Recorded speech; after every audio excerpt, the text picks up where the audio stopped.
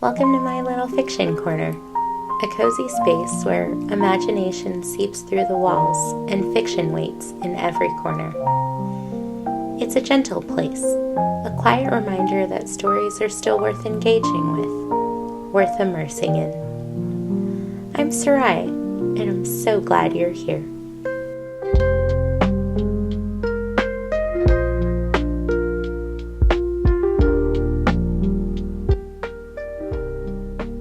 To say this past week was a little messy is quite an understatement. So the other day I had hosted a business networking event in my local town, and while I was planning it, I got really excited.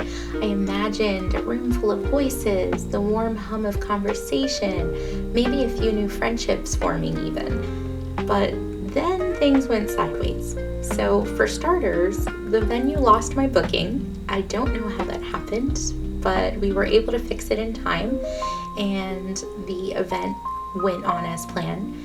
And when the event started, only one person showed up. Yikes. At first I felt that flash of disappointment, right? All of the planning, the invites, the hours of work, and here we were, just me and one other person, and my sister who was interning for me. But regardless, I sat with this person and we got to talking, we had dinner at the place, and something shifted. The conversation started to flow easily. We traded stories about work and our businesses and the funny little turns life takes. And you know what? By the end of this, I realized something. I had one of the most genuine, meaningful exchanges I'd had in a really long time. It really made me think about how often we chase things, like we chase after numbers, we chase after followers, more events, more connections, when sometimes one is enough. One conversation, one letter, one connection, one moment that stays with you. That idea of one being enough and the power of those small moments brings to mind a story I want to share with you today. So there's a man who spent his whole life working as a butler in an English manor. He's dedicated, professional, and deeply proud of his service. But as he reflects back, he begins to notice the things he missed, the connections he could have made, the feelings he held back, and the life that quietly passed him by.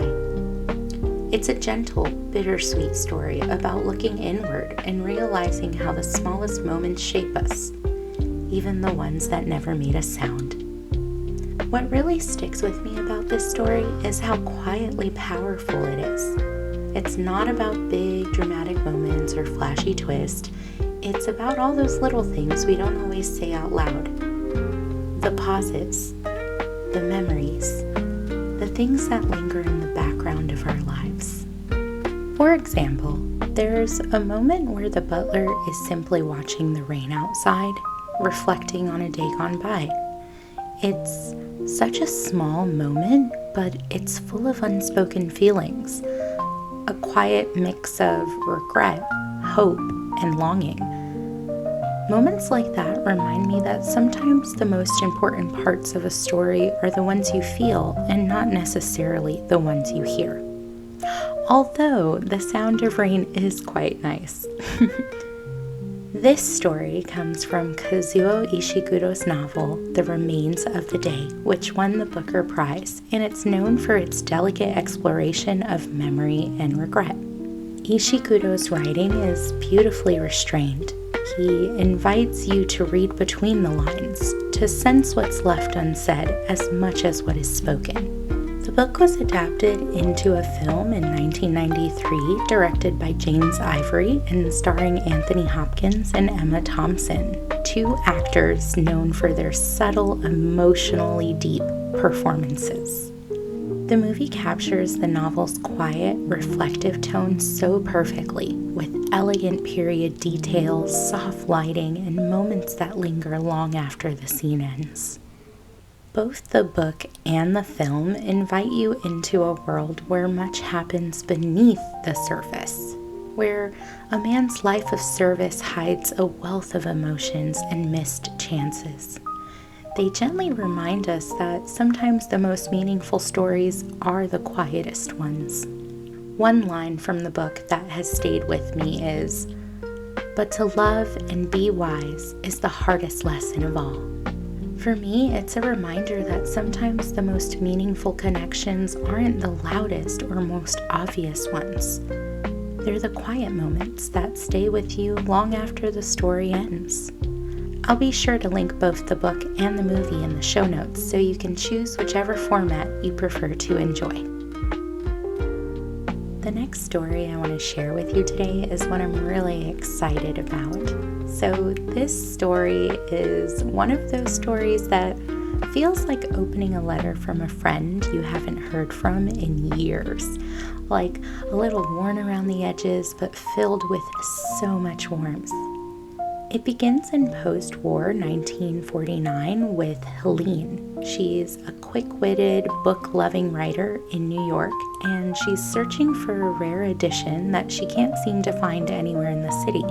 Her search leads her across the ocean to a small London bookshop at 84 Charing Cross Road. What starts as a simple request for books turns into a decades-long correspondence between Helene and a man named Frank, the shop's reserved but chief buyer. Through their letters, they trade not only book recommendations, but pieces of their lives. Anything from holiday traditions, family updates, small acts of generosity, and even a little gentle teasing. And here's the thing. They never actually meet in person.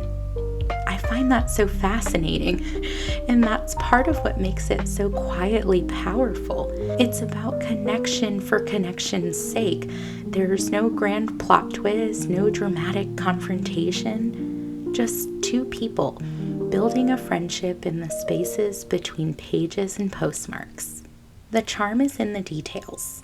There's the way Helene teases Frank about British Reserve, the way Frank sends her care packages of books wrapped in brown paper, and the way their conversations widen to include other staff from the shop. It's everyday kindness sustained over years, and it's so rare to see it portrayed with such care.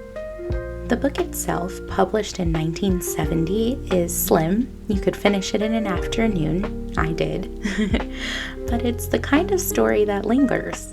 And there's also a film adaptation that was released in 1987, which captures that same gentle spirit. Directed by David Jones, it stars Anne Bancroft as Helene and Anthony Hopkins as Frank. Yes, the very same Anthony Hopkins who appears in our Spotlight story earlier in this episode. Here, though, he trades the grand English manor for a small London bookshop, and the effect is just as quietly moving. Here's a line from one of Helene's letters that I absolutely adore. She writes, "I do love secondhand books that open the page to some previous owner read oftenest." It's such a simple image to me, but it reminds me that stories, like friendships, gather meaning the more they're shared. And if you haven't guessed already, I am a big, big fan of secondhand books. There's something so beautiful about them. Both the book and movie are love letters to literature, to friendship, and to the kind of connection that doesn't need to be loud to be life-changing.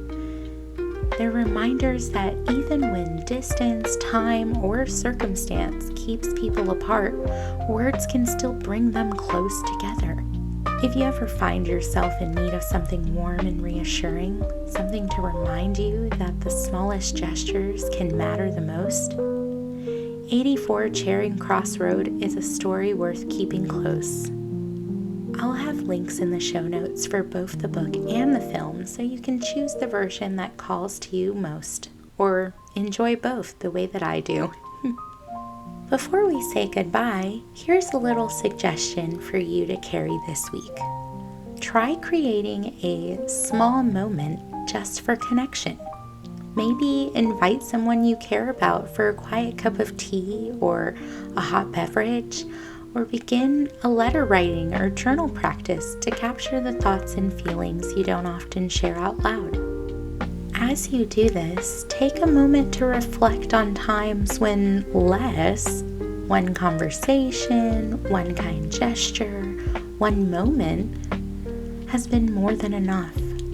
Notice how those simple, quiet moments leave a lasting impression on your heart. Thank you so much for spending this time with me today. We've explored how sometimes just one person, one moment, or one connection can be more than enough, and how it quietly shapes our lives in ways we might not even expect. I'd love to leave you with a question to carry into your day today, and if you're so brave enough to leave me a comment, I'd be more than happy to read them. When have you found something meaningful in an unexpectedly small moment? From my little fiction corner to yours, I hope you find meaning in the small moments today.